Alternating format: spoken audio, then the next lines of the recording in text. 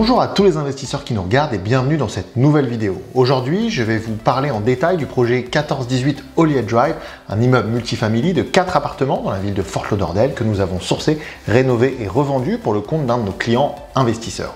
Nous couvrons régulièrement dans nos vidéos des acquisitions, c'est la raison pour laquelle je suis particulièrement heureux aujourd'hui de vous parler d'une revente et de vous présenter en détail les gains qui ont été générés sur cette opération en seulement 2 ans de détention. Alors ce que j'aimerais faire en premier, c'est prendre la page Redfin de ce bien pour tout simplement aller voir l'historique des ventes et des prix afin que vous voyez à peu près d'où on vient. C'est un bien qui a été acheté, donc sourcé par les équipes de Florida Invest et acheté en mars 2020 pour un prix de 530 000 $. Alors la réalité, c'est qu'il y a eu lors de l'acquisition 10 000 $ qui ont été négociés pour crédit pour travaux. Donc le prix réel est finalement de 520 000 $.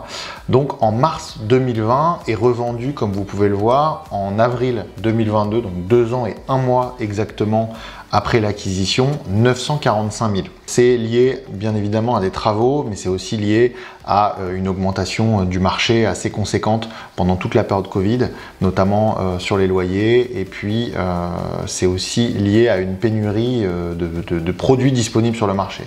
Un inventaire extrêmement faible et beaucoup de capitaux, beaucoup d'investisseurs qui cherchent à entrer sur le segment du multifamily. Ce qu'on peut voir, c'est qu'il y a un bien voisin, si je me souviens bien, le 1352 Holyhead Drive, configuration identique, avec des travaux différents, parce que celui-là a été finalement configuré pour faire du Airbnb, donc il est meublé, les prestations sont un petit peu supérieures en termes de rénovation, qui est estimé à plus d'1 million sur Redfin. Celui qui a été présenté et acheté par notre client, c'était en mars 2020, pour 530 000. On voit que le même à l'identique a été acheté en juillet 2020 à 732.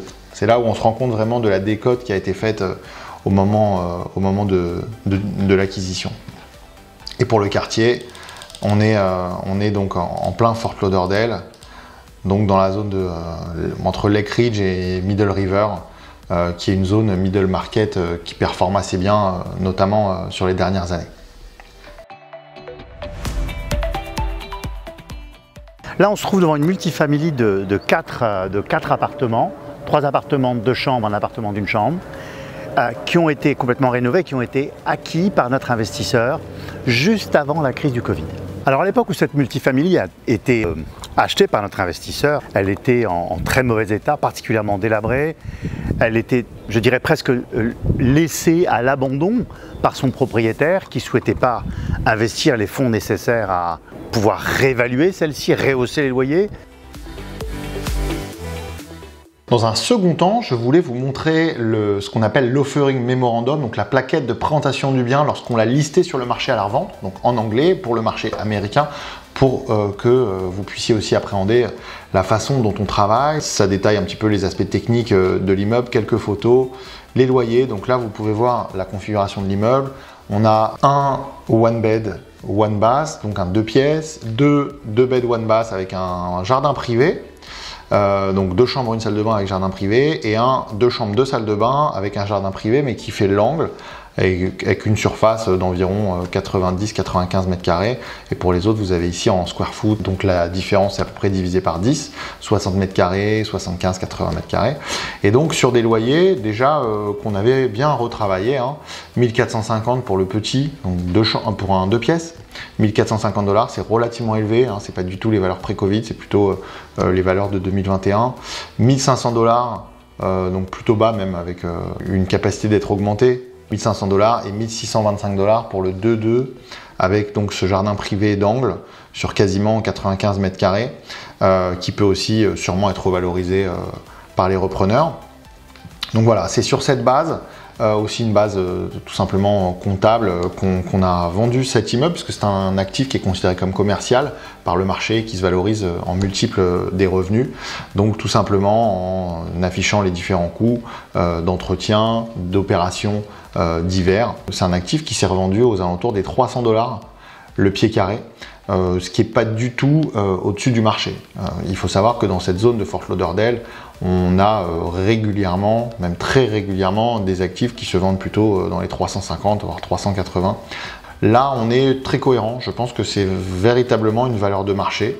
La plus-value paraît énorme, mais c'est pour moi un prix qui est assez cohérent. Et d'ailleurs, dans l'étude qui avait été faite, on tombait à peu près là-dessus.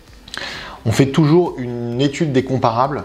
Et donc les biens comparables, c'est ce qu'on considère être des biens qui se rapprochent le plus, hein, parce que dans le multifamily, finalement aucun bien est identique avec un autre.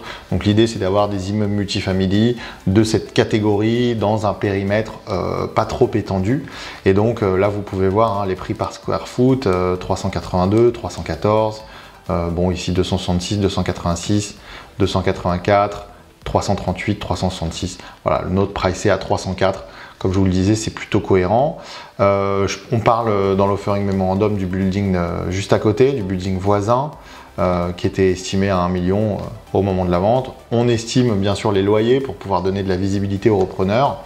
Donc dans un offering memorandum comme ça, on essaye d'être assez précis sur des appartements dans des multifamily. Donc là par exemple un 2-2 qui s'est loué à 1750, un 2-2 qui s'est loué à 1975.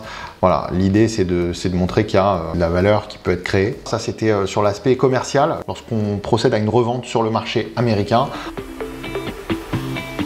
Les 2 chambres étaient louées 900 $, les appartements d'une chambre étaient loués 700 $, donc on se retrouvait avec une multifamily pas entretenue, en extrême mauvais état, une toiture à refaire. Et puis ensuite, il a fallu faire tourner les chiffres, voir de quelle façon cette multifamily pouvait être optimisée, sortir les locataires qui étaient ici month to month, donc au mois le mois, évidemment qui ne souhaitaient pas bouger en pleine crise du Covid pour pouvoir rénover et donner cette vraie valeur à cette multifamily.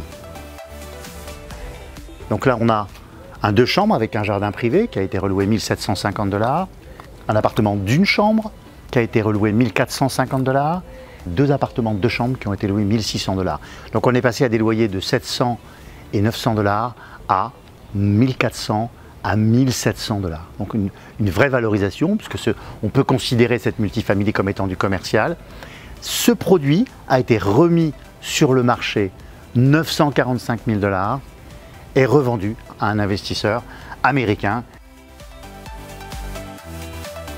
Et enfin, je voulais revenir en détail sur les chiffres de cette opération et donc les profits qui ont été générés en détail pour les investisseurs. Donc pour un prix d'acquisition à 520 000 $, donc que j'ai ajusté avec les 10 000 de crédit pour travaux qui ont été fournis par le vendeur à l'époque, durée de détention 2 ans et 1 mois. Ce qu'il faut savoir, on en parle dans une précédente vidéo, il y avait un emprunt qu'on a négocié pour le compte de ces acheteurs à l'époque, et donc l'apport en capital a été de 330 000 pour environ, je crois, 260-270 000 d'emprunt. Il y a environ 100 000 de travaux, donc c'est détaillé juste après. Pour vous donner un aperçu rapide, 330 400 d'apport en capital, revente 888 300 net, donc si on déduit toutes les commissions sur les 945 000, donc profit de 243 sur 330 000 d'apport, ce qui correspond à peu près à 74% de retour sur investissement. Donc en 2 ans, c'est un équivalent de presque 37% par an. Donc bon, si vous voulez, c'est des chiffres qu'on n'aurait jamais osé annoncer. Il s'avère que se sont réalisés et on est très content dans un marché favorable. C'est une opération qui s'est placée entre 2020 et 2022, donc vraiment dans un contexte de marché très favorable. C'est pas une référence parce que littéralement 36% ou 37% de retour sur investissement annualisé, c'est des choses qu'on ne peut pas prévoir. Donc là, ça s'est extrêmement bien passé pour ces investisseurs, mais disons que c'est pas les performances de marché. C'est les performances d'une opération de marchand qui s'est placée dans un contexte extrêmement favorable sur une période extrêmement favorable. Donc bravo à ces investisseurs de nous avoir fait confiance. On espère que la suite délivrera des performances aussi élevées pour tous les autres projets de ce type. Et je suis assez content de voir que notre property management faisait beaucoup mieux en matière de maintenance de jardin. Mais bon, écoutez, le bien a été vendu il y a maintenant un petit peu plus d'1 mois. Je viens lui dire au revoir.